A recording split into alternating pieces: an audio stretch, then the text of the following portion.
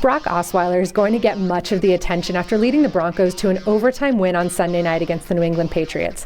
But Denver's running backs deserve plenty of credit. Both C.J. Anderson and Ronnie Hillman have been fantasy football disappointments this year.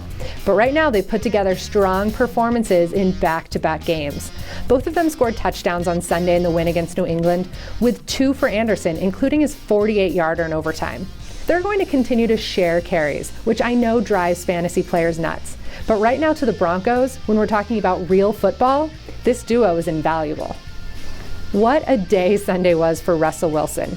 Playing on his birthday and with the flu, the Seattle Seahawks quarterback proved that he could win a shootout as he led Seattle to a wild win against Ben Roethlisberger and the Pittsburgh Steelers. Things are going to be tougher for Wilson moving forward now that the Seahawks have lost tight end Jimmy Graham for the season.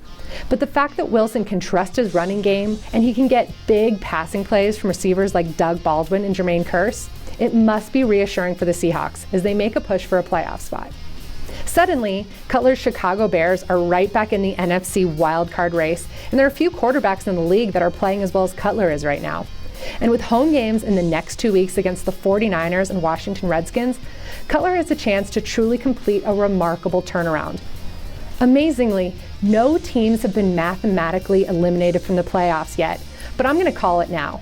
The stock is permanently down on several teams. The Miami Dolphins, who were blown out by the Jets on Sunday, the New Orleans Saints, who fell 7 games back of the Panthers after a loss to the Texans, and the 49ers, who, despite a fight at home against the Cardinals, fell to 3-8.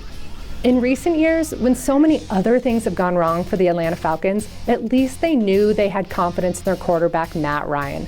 But just how secure should Ryan feel in his job moving forward, especially after ugly days like the one he had Sunday in a loss to the Vikings? He threw a pair of picks, but it no longer feels like there's anything dangerous about Ryan and the Falcons' passing game, even with an elite receiving threat like Julio Jones.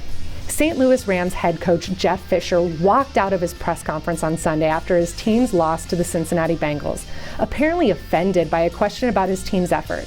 But now that the Rams are virtually a non-factor in the NFC West heading into December, it's fair to wonder just what sort of future Fisher has in St. Louis. His quarterback situation is once again a mess, with the Nick Foles trade looking like a complete failure, and his supposedly stout defense has fallen apart in a big way, and it did on Sunday against the Bengals.